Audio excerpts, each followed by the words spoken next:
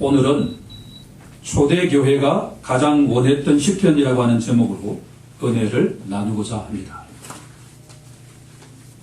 우리에게 가장 잘 알려진 시편은 아마도 23편이 아닐까 생각이 됩니다. 전쟁 영화를 보면 병상에서 고통받던 병사들이 시편 23편을 암송하면서 위로받고 죽음을 맞이하는 것을 자주 볼 수가 있습니다. 여호와는 나의 목자시니 내게 부족함이 없으리로다. 그가 나를 푸른 풀밭에 누이시며 쉴만한 물가로 인도하시는도다. 내 영혼을 소생시키시고 자기 이름을 위하여 의로운 길로 인도하시는도다. 내가 사망의 음침한 골짜기로 다닐지라도 해를 두려워하지 않을 것은 주께서 나와 함께 하십니다. 주님이 함께 하시는 곳에는 영원한 생명이 있는 줄로 믿습니다. 그런데 흥미로운 점은 이렇게도 위로를 주는 유명한 시편 23편이 신약 성경에 한 번도 인용되지 않고 있다라고 하는 점을 여러분들 알고 있습니까? 저도 이번에 새롭게 알았습니다. 유진 페터슨 목사님이 강조했던 점입니다. 그런데 시편에서 가장 설교되지 않는 본문이 무엇인가라고 질문한다면 오늘 본문입니다. 그런데 흥미롭게도 신약 성경에서 가장 많이 인용되는 시편이 무엇인가라고 질문한다면 시편 110편이다 라고 이야기하고 있습니다. 주보를 보시면 유익하게 따라올 수가 있습니다. 생명의 양식을 보면 신약 성경은 시편 110편을 15차례 이상 인용하고 있습니다. 제가 정확하게 다 기록해 놓았습니다. 마태복음, 마가복음, 누가복음 등 복음서는 물론이고 역사서인 사도행전에서도 여러 차례 언급하고 있고 서신서 중에서는 로마서, 고린도전서, 에베소서, 골로새서, 히브리서, 베드로전서, 마지막 신약 성경책인 요한계시록에도 이 시편 110편을 인용하고 있다라고 하는 것을 알게 되었습니다. 주보에 실어 놓았으니 꼭 시간을 내셔서 이 본문을 확인해 보는 시간을 갖길 간절히 소망합니다.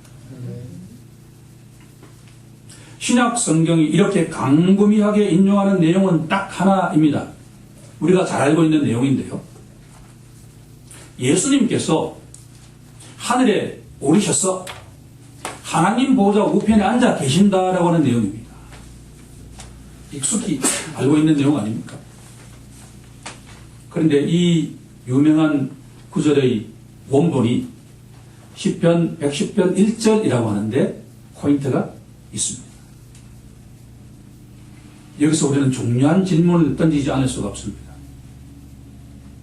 왜 초대교회 공동체는 이렇게 예수님께서 승천하시고 하나님 보좌 우편에 앉아 계신다라고 하는 이 말씀을 왜 그렇게 갈망했을까라고 하는 질문입니다.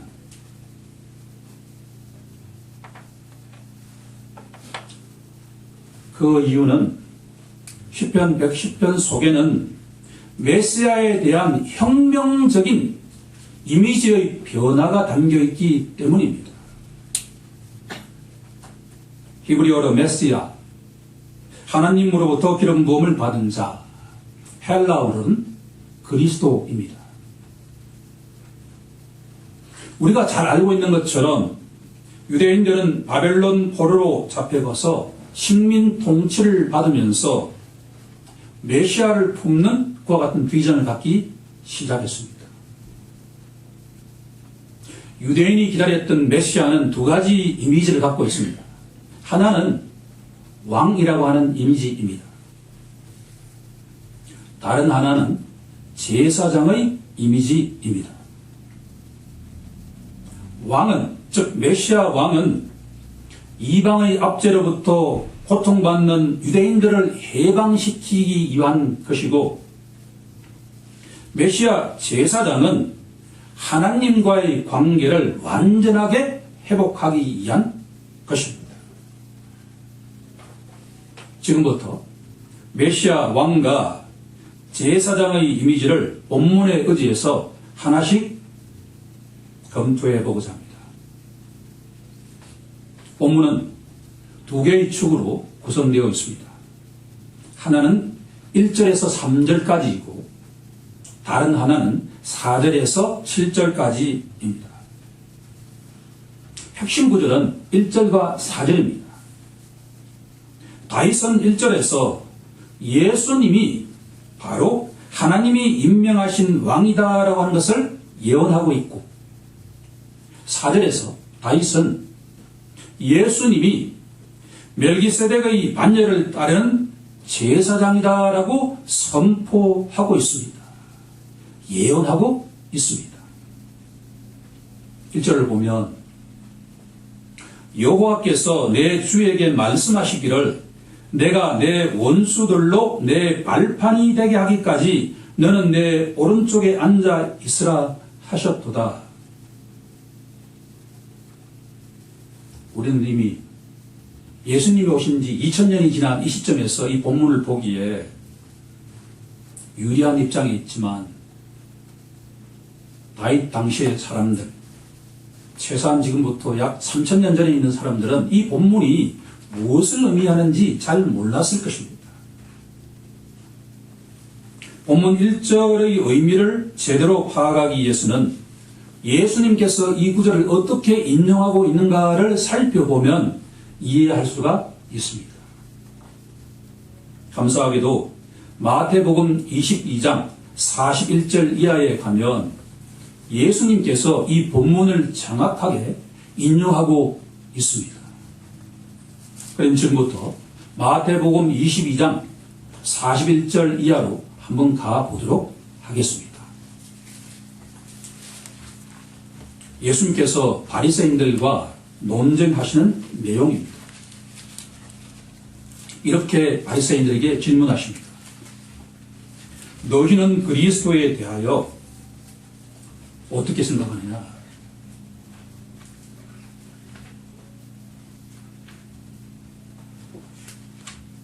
그리스도가 누구의 자손이냐라고 질문하십니다. 바리새인들은 그리스도는 다윗의 자손입니다 라고 자신 있게 답변했습니다. 정확한 답변 아닙니까? 마태복음 1장 1절은 다윗의 자손 예수 그리스도가 라고 선포하고 있기 때문입니다. 그러자 예수님께서 바리새인들에게 이렇게 질문하십니다.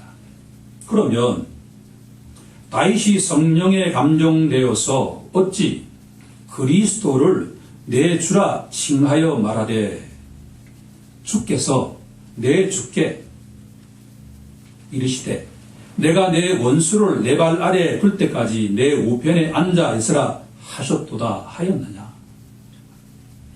다윗이 그리스도를 주라 칭하였은즉 어찌 그리스도의 자손이 되겠느냐? 라고 질문하셨습니다. 다윗의 자손이 되겠느냐라고 질문하신 것입니다. 이 질문에 한마디도 답하는 자가 없었고 그날부터 감히 예수님께 질문하는 자가 없었다고 마태는 증언하고 있습니다. 예수님께서 인용하신 본문 1절에 등장하는 여호와께서 내 주에게 말씀하셨다라고 하는 구절은 성부 하나님께서 성자 하나님께 말씀하셨다라고 풀이할 수가 있습니다. 다윗이 사용한 내 주는 1000년이 지나면 이 땅에 성육신하신 예수 그리스도를 말하고 있는 것입니다. 이렇게 본다면 예수님께서 말씀하신 것처럼 다윗은 성령의 감동을 받은 선지자였다라고 하는 것을 알 수가 있습니다. 사람이 어찌 1000년 뒤의 일을 예측할 수가 있겠습니까? 그것은 하나님의 영이신 성령의 감동을 받지 않고서는 절대 이 본문을 기록할 수가 없었던 것입니다. 예수님 당시에 유대인들이 기다린 왕은 다윗처럼 강력한 왕권의 소유자였습니다. 로마 제국의 압제에 신음하는 유대인들은 그들을 해방시켜줄 수 있는 왕은 다윗과 같은 왕이 되어야 된다라고 생각했습니다. 너무나 자연스러운 생각 아닙니까? 로마 제국의 평화, 라틴어로 팍스 로마냐라고 하는 것은 철저하게 폭력에 기초한 통치 방식이었습니다. 로마 제국의 반기를 든 사람은 철저하게 징벌했는데 그 징벌 방식이 십자가 징벌이었습니다. 더구나 로마 제국은 유대인들에게 과도한 세금을 징수했습니다. 당시의 유대인들은 세통, 이름하여 세금으로 인한 고통을 받고 있었던 시절이었습니다. 유대인들 중에는, 뜨거운 가슴을 소유한 유대인들 중에는 이 로마 제국의 통치 방식에 반기를 들었습니다. 그들이 누군가 하니 열심당원이었습니다. 예수님 제자 중에도 열심당원이 있을 정도였습니다. 예수님이 출현하신 이 시기는 다윗과 같은 강력한 왕권을 가진 메시아를 기다리고 있던 시절이었다라고 하는 것을 기억하라라고 한 겁니다. 예수님과 함께 3년간 동고동락을 하던 시몬 베드로를 비롯한 제자들은 어느 순간부터 나사렛 출신의 그 목소의 아들 예수가 자신들이 대망했던, 기다리고 기다려왔던 메시아다라고 하는 것을 알기 시작했습니다. 시몬이 대표적으로 이렇게 고백하지 않습니까?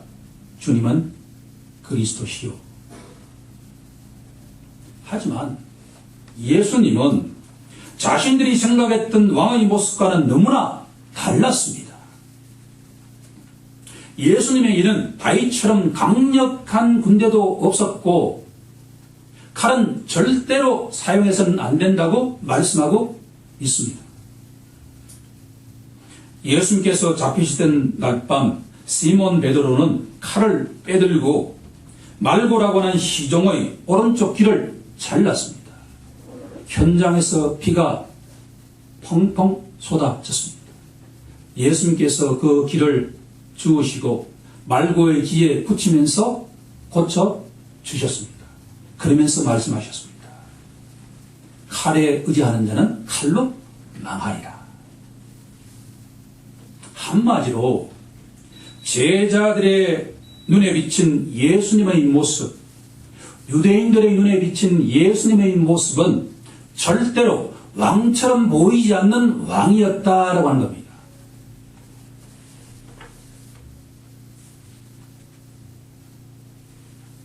빌라도 총독 앞에 서신 예수님께서는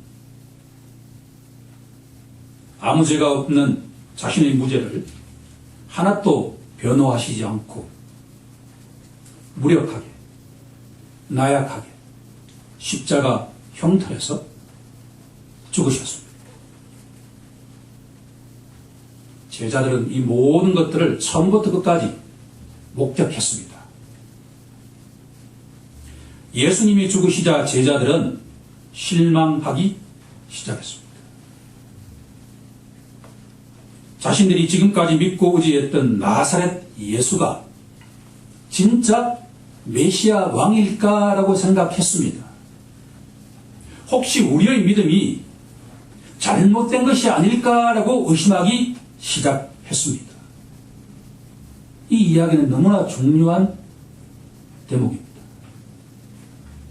그 와중에 일어난 사건이 바로 부활 사건이었습니다. 나사렛 예수가 죽은 지 3일 만에 부활하신 것입니다. 이 부활 사건은 제자들에게 충격적으로 다가왔습니다. 왜냐하면 한 번도 이런 경험을 한 적이 없기 때문입니다. 부활하신 예수님께서 40일 동안 제자들과 이 땅에 머무시면서 식사하며 구약 성경을 풀이해 주시기 시작했습니다. 예수님 말씀의 포인트는 구약의 모든 내용은 바로 나에 대한 계시다라고 말씀하셨습니다. 특히나 엠마오로 가던 제자 글로바는 예수님께서 구약 성경을 풀어 주실 때 가슴 속에서 뜨거운 용기가 일어났다고 고백했습니다. 제자들은 깨닫기 시작했습니다. 예수님의 십자가 죽음은 바로 우리들의 죄의 죽음이고 예수님의 부활은 영원한 생명의 탄생이다라고 하는 것을 깨닫기 시작했던 것입니다. 그러고 난 뒤에 제자들은 구약 성경을 새로운 눈으로 바라보기 시작했습니다. 창세기부터 말라기까지 모든 하나님의 말씀 속에 담겨 있는 메시아에 대한 내용을 하나하나 검토하기 시작했습니다. 이 과정에서 제자들 눈에 들어온 본문이 바로 본문 시편 110편입니다. 제자들은 이 본문 1절을 읽는 순간에 성령께서 그 어두운 눈을 번쩍 열어주셨습니다. 여호와께서 내 주에게 말씀하시기를 내가 내 원수들로 내 발판이 되게 하기까지 너는 내 오른쪽에 앉아 있으라 하셨도다. 이 본문을 읽는 순간에 바로 나사렛 예수가 바로 그 1000년 전에 다윗을 통해서 예언했던 내용의 주인공이다라고 하는 것을 깨닫게 해 주셨다라고 하는 겁니다. 너는 멜기세덱의 서열을 따라 영원한 제사장이라 하셨도다. 이 말씀을 읽는 순간에 바로 나사렛 예수가 우리가 그렇게도 기다려왔던 제사장이다라고 하는 것을 알았다라는 겁니다. 예수님께서 성육신하시기 1000년 전에 성령의 감동을 받은 다윗 왕은 성부 하나님께서 정한 메시아가 바로 예수님이다라고 하는 것을 선포하고 있습니다. 복음서와 사도행전, 서신서, 요한계시록 기자들이 일관되게 인용했던 본문은 내가 내 원수들로 내 발판이 되게 하기까지 너는 내 오른쪽에 앉아 있으라는 말씀입니다. 종합할 때 시편 110편의 1절이 우리에게 던지는 메시지는 하나님께서 임명하신 메시아가 바로 나사렛 예수다라고 하는 겁니다. 보통 사람들의 눈에 절대로 왕처럼 보이지 않는 그 왕이 하나님이 임명하신 왕이다라고 하는 겁니다. 이것은 우리에게도 동일하지 않습니까? 주님이 사랑하시는 성도 여러분, 여러분들에게 진정한 왕은 누굽니까? 이 세상의 통치자입니까? 여러분들이 멘토로 삼고 있는 그 연예인입니까? 아니면 그 돈입니까? 아니면 자식입니까? 도대체 무엇입니까? 본문 우리에게 나사렛 예수가 왕처럼 보이지 않는 그 나사렛 예수가 하나님의 아들이신 영원한 메시아 왕이다라고 하는 것을 믿으라라고 하는 겁니다. 우리 모두 아멘으로 화답하는 은혜가 위로부터 임하길 간절히 소망합니다. 시편 110편의 또 다른 기둥은 4절입니다. 합독해 보도록 하겠습니다. 시작. 여호와는 맹세하고 변하지 아니하시니라. 이르시기를 너는 멜기세덱의 서열을 따라 영원한 제사장이라 하였도다.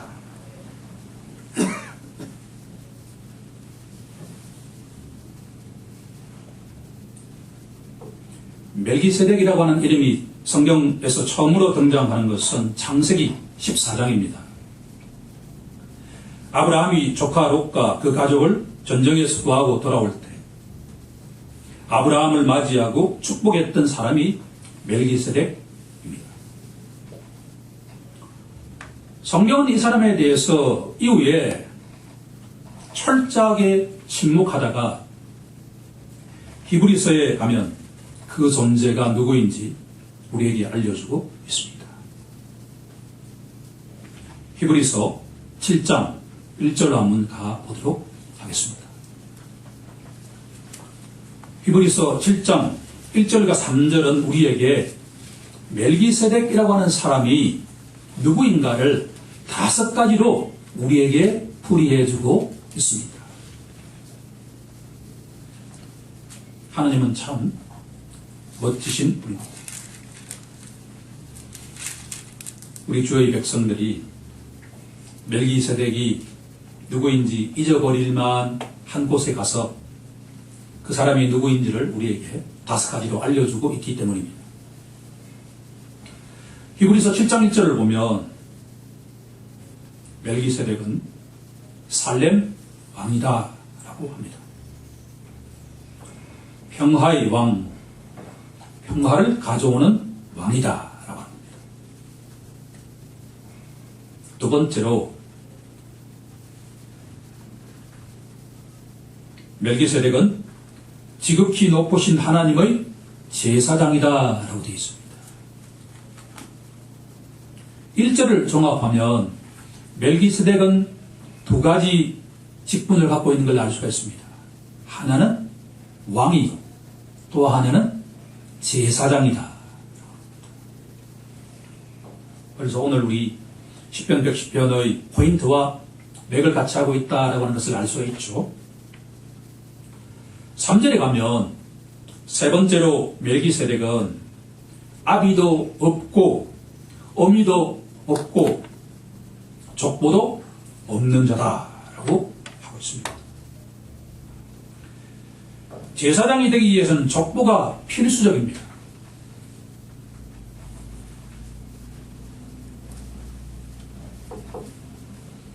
아론의 후손이 아니면 절대로 제사장이 될 수가 없습니다. 하지만 멜기세덱은 레위 혈통을 따르지 않는 제사장입니다. 네 번째로 멜기세덱은 시작한 날도 없고 생명의 끝도 없는 자입니다. 보통 제사장은 25세에 시작하는데 정식 제사장은 만 30세가 되어야 가능했고 임기는 50세까지였습니다. 하지만 멜기세덱은 이와 같은 임기가 없는 제사장이었다. 마지막으로 3절을 보시면 멜기세덱은 하나님의 아들과 닮은 존재이고 중요한 내용이죠. 항상 제사장으로 있는 자이다 라고 되어 있습니다. 성경 전체에서 중요한 내용입니다. 1절과 3절을 묵상하면 묵상할수록 멜기세덱은 누군가를 가리키고 있다라고 하는 것을 알 수가 있습니다. 멜기세덱의 역할은 어디까지나 하나님의 아들 예수 그리스도가 하나님이 임명하신 메시아 곧 왕이자 제사장이다라고 하는 것을 알 수가 있습니다. 그러면 예수님 당시에 제사장들은 어떤 평가를 받고 있었을까라고 하는 질문을 던져야 합니다.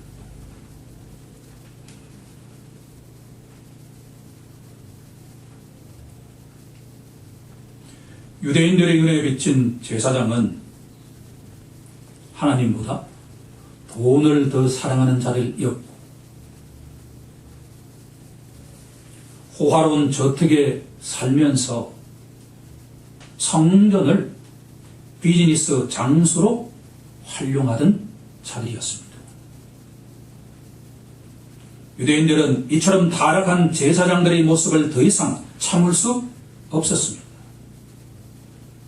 로마 제국의 압제에 무력으로 대항했던 열심당이 있었다고 한다면 타락한 종교 지도자들에 대해서 일어난 사람들이 있었는데 그들이 바로 에세네파라고 하는 그룹이었습니다.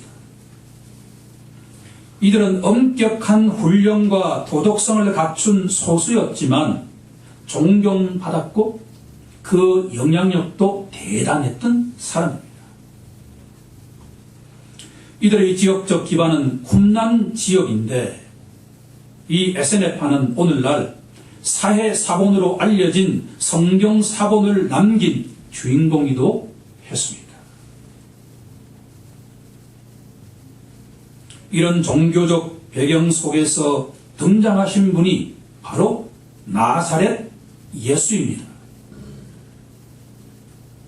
유진 피터슨 목사님은 제사장 예수님을 이렇게 표현하고 있습니다. 예수님은 제사장 옷을 입지 않은 제사장이었고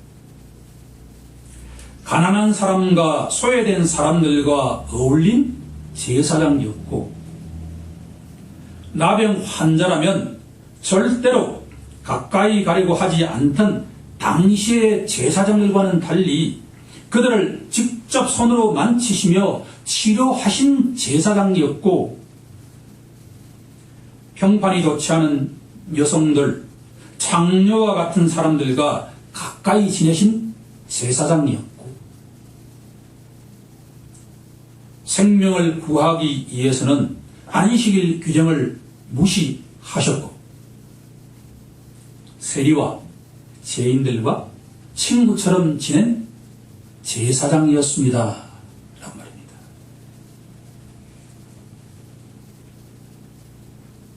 예수님 당시의 정치적 환경, 종교적 환경을 생각해 본다면 나사렛 예수는 절대로 유대인의 눈에 왕처럼 보이지 않는 하나님이 임명한 왕이셨고 제사장처럼 보이지 않는 하나님이 임명하신 제사장이었다라고 합니다.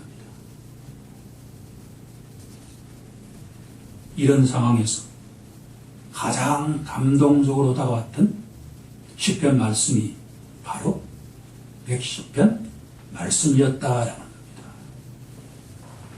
왜냐하면 여호와께서 하나님께서 내 주에게 예수 그리스도에게 말씀하시기를 내가 내 원수들로 내 발판이 되게 하기까지 너는 내 오른쪽에 있으라.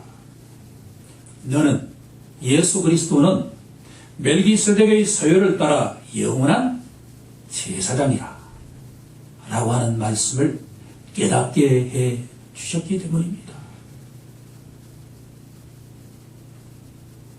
다윗이 예언했던 것은 왕처럼 보이지 않고 제사장처럼 보이지 않는 나사렛 예수가 유대인들이 그렇게 대망했던 바로 왕이자 제사장이다라고 하는 것을 위대하게 선포하고 있다라고 하는 겁니다. 제자들이 발견하고 확신했던 것은 그래, 다윗이 예언한 그 메시아가 바로 우리가 3년 동안 따라다니면서 믿고 의지했던 나사렛 예수다라고 하는 것을 손뼉을 치면서 선포했다라고 하는 겁니다. 이제 초대교회 공동체가 왜 시편 110편을 그렇게 중시했는가를 어느 정도 이해했기를 간절히 소망합니다. 이제 말씀을 정리하고자 합니다.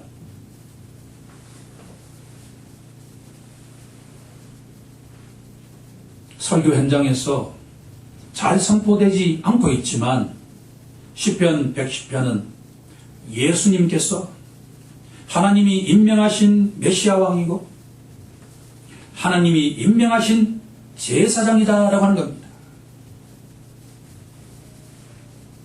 사도 바울은 이 시편 110편 말씀을 고린도 후서 6장 9절 이하에서 이렇게 풀이해주고 있습니다. 예수 그리스도는 무명한 자 같으나 유명한 자요, 죽은 자 같으나 살아있는 자요, 징계를 받는 자 같으나 죽임을 당하지 아니하는 자요, 근심하는 자 같으나 항상 기뻐하는 자요, 가난한 자 같으나 많은 사람을 부유하게 하는 자요, 아무것도 없는 자 같으나 모든 것을 가지고 있는 자로다 라고 말입니다. 위대한 사도의 고백이 아닙니까? 그렇기에 사도 바울은 날마다, 초대교회 성도들은 날마다 시편 110편을 읽고 또 읽었습니다. 그럴 때마다 예수님께서 이렇게 선포하시는 것입니다. 너희 눈에는 나사렛 예수가 왕처럼 보이지 않지만 그가 바로 왕이다. 내가 임명한 왕이다. 너희 눈에는 나사렛 예수가 절대로 제사장처럼 보이지 않지만 그가 바로 내가 임명한 제사장이다 라고 하는 것을 사도 바울은 날마다 듣고 또 듣고 들었습니다. 그렇다면 우리도 이 말씀 앞에 날마다 나아가야 되지 않겠습니까?